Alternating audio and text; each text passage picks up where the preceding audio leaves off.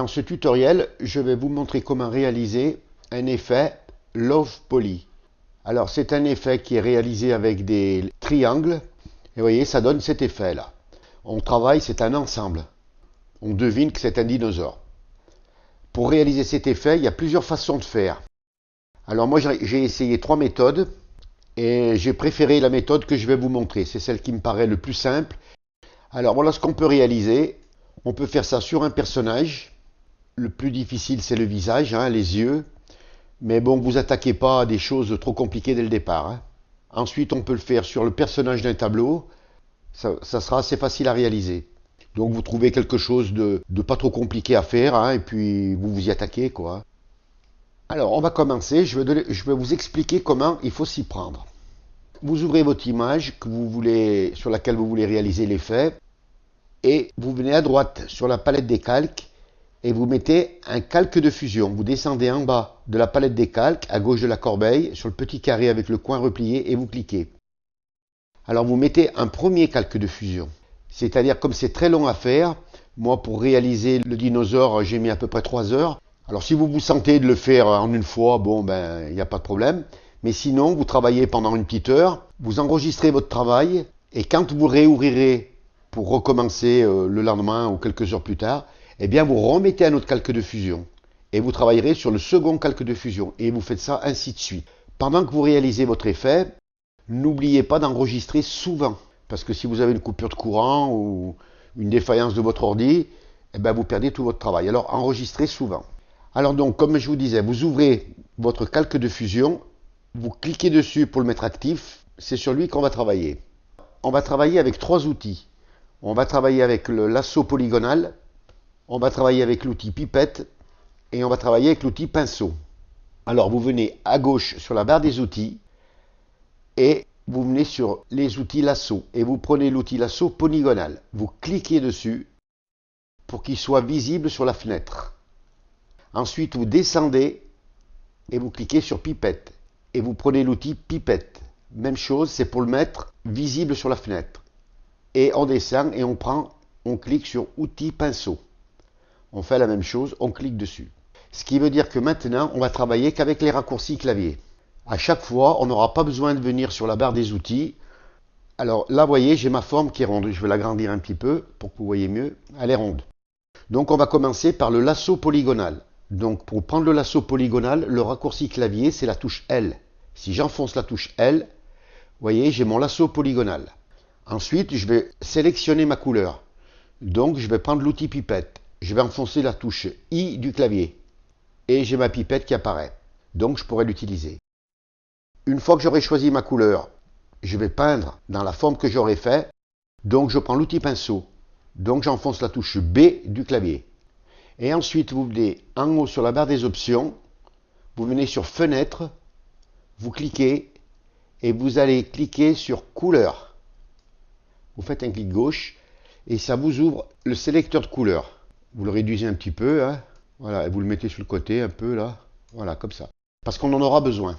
Voilà, une fois que vous avez sélectionné vos outils, eh bien on peut commencer. Donc j'enfonce la touche L pour avoir mon outil lasso polygonal. Je vais vous faire une petite démonstration, mais à grande échelle, pour que vous puissiez bien voir. Et vous faites un triangle, comme vous voulez, comme ça.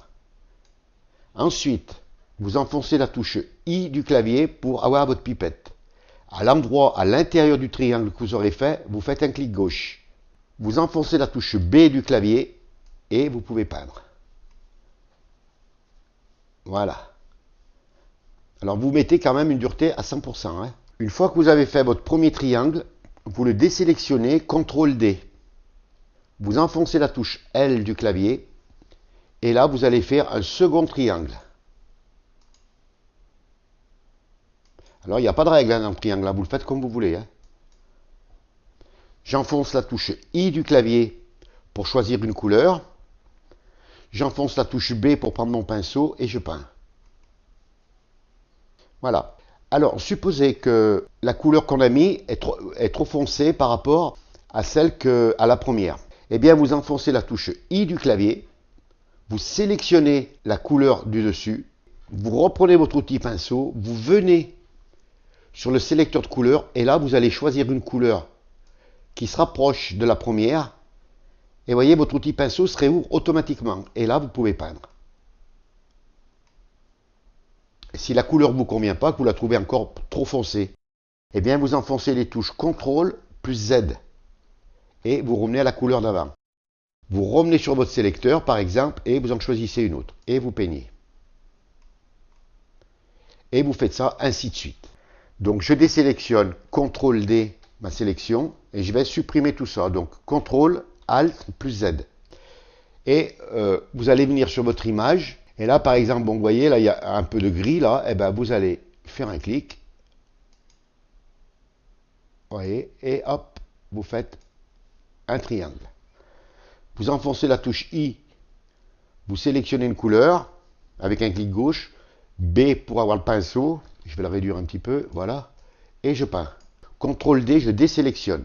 J'enfonce la touche L pour avoir mon lasso polygonal, et je vais recommencer, je vais en faire un second. Alors même que vous débordez un peu, vous voyez comme ça, là, c'est pas grave, hein. Voilà, moi j'ai trouvé cette méthode la plus simple, hein. Voilà, vous cliquez touche I, B et vous peignez. Et CTRL D, je désélectionne. L, je vais choisir un autre. Là, je peux venir au milieu du rectangle, hein. Et voilà. I pour prendre ma couleur, B mon pinceau et je peins. Et CTRL D, je désélectionne.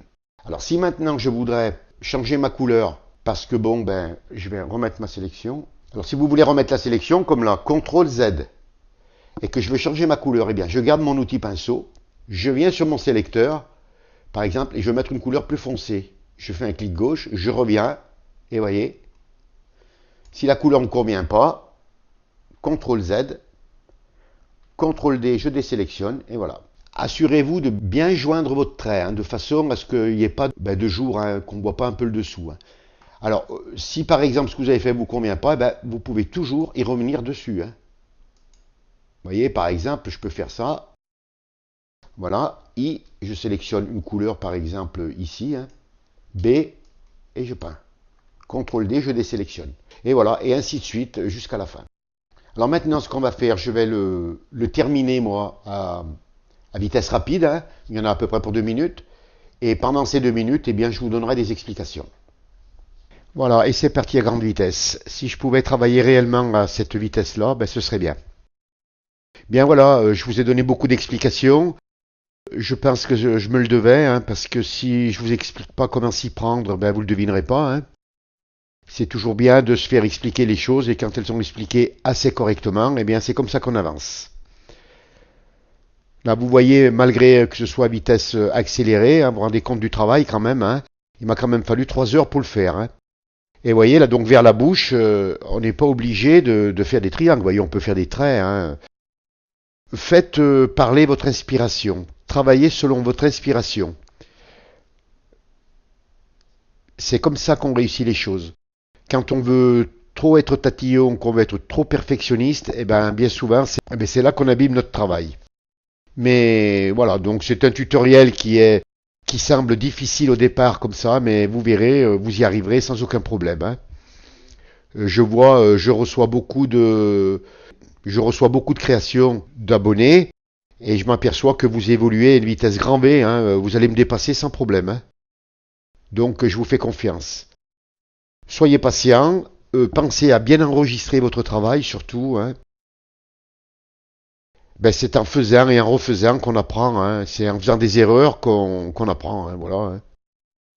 Voilà, vous voyez, moi j'avais jamais réalisé des faits comme ça, ben, j'y suis bien arrivé. Et je pense encore que je me perfectionnerai, parce que bon, ben, là j'en suis juste au début. Donc il n'y a pas de raison que, même moi, j'évolue pas, hein.